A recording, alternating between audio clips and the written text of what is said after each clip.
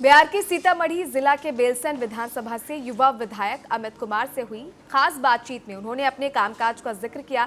साथ ही उन्होंने अपनी पार्टी एलजेपी-आर की विचारधारा बिहार फर्स्ट, बिहारी फर्स्ट का जिक्र किया। उनसे बात की हमारी संवाददाता ने, सुनिए उन्होंने क्या कुछ कहा। देखिए, बिहार की राजनीति में इस वक्त काफी उथल पुथल मचा हुआ है और जब से बिहार विधानसभा संपन्न हुई है उसके बाद से भी बिहार की राजनीति थमने का नाम ही नहीं ले रही है।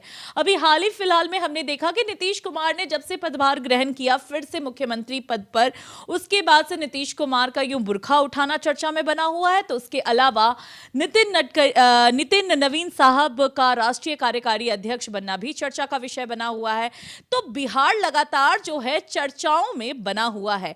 ऐसे में आज हमारे साथ खास बातचीत के लिए मौजूद हैं अमित कुमार जी, जो बेलसन विधानसभा के विधायक हैं और एक युवा नेता के तौर पर जाने जाते हैं। चलिए सीधा इनसे बात करेंगे और हर एक मुद्दे पर बारीकी से प्रकाश डालेंगे। सर, आपका बहुत बहुत स्वागत है टीएनपी न्यूज में। बहुत बहुत धन्यवाद प्रजेता जी। पहले तो मैं आपसे ये जानना चाहूंगी, युवा नेता के तौर पर आप निकलकर सामने आए हैं। बिहार की जनता, स्पेशली बेलसन की बात करें तो वहां की जनता ने आपको भरोसा आपके ऊपर जताकर आपको जीत दर्ज करवाई है। तो क्या एजेंडा लेकर चल रहे हैं? देखिए, हमारे पार्टी का भी एजेंडा क्लियर है और युवा होने के नाते मेरा एजेंडा भी क्लियर है कि हम लोग बिहार से आते हैं और बिहार को फर्स्ट और बिहारी को फर्स्ट बनाने का एजेंडा जो हमारी पार्टी का मैनिफेस्टो भी रहा है पिछले लंबे समय से। हमारे नेता आदरणीय चिराग पासवान जी भी इसी को लेकर चलते हैं। तो बस हम लोग चाहते हैं कि हमारे बिहार के युवा जितने प्रतिभाशाली हैं, जो हमारे बिहार के ही लोग बड़े बड़े, आप यहाँ देश से बाहर भी जाइएगा तो बड़े बड़े कंपनी को सीईओ हमारे बिहार के लोग मिलेंगे। आईएएस आईपीएस में भी हमारे बिहारियों का क्या परचम है वो भी आपको पता है। तो ये युवा, हमारे बिहार की युवाओं की जो प्रतिभा है उनको सही मायनों में सही दिशा मिल सके और वो सही से अपने टैलेंट, उनका टैलेंट बिहार में रहे और बिहारियों के लिए रहे। इस पे हम लोग का फोकस है और उसी पे हम लोग आने वाले समय में मजबूती से काम भी करेंगे। चलिए, बहुत अच्छी बात बोली आपने, बिहार फर्स्ट बिहारी फर्स्ट, जो हमेशा हम देखते हैं कि चिराग जी का नारा रहा है। इसके अलावा नितिन नवीन जी को जो एक पद मिला है राष्ट्रीय कार्यकारी अध्यक्ष, लगातार चर्चा में बने हुए हैं।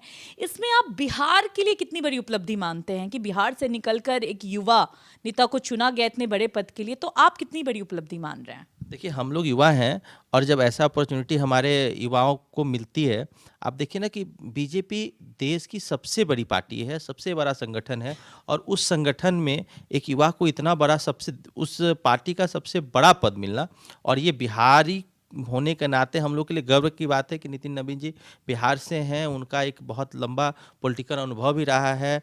मल्टीपल बार वो विधानसभा के सदस्य बने हैं, मंत्री बने हैं, मिनिस्टर रहे हैं और सब में उन्होंने एक बेहतर प्रदर्शन करके दिया है। और हम लोग को भरोसा है बिहारी होने के नाते और बिहार के टैलेंट पे कि आने वाले समय में बीजेपी पार्टी जैसी महान पार्टी, बड़ी पार्टी को एक अच्छा लीडर मिला है राष्ट्रीय अध्यक्ष के, कार्यकारी राष्ट्रीय अध्यक्ष के नाते, और अच्छा करेंगे और पार्टी को बहुत फायदा पहुंचाएंगे।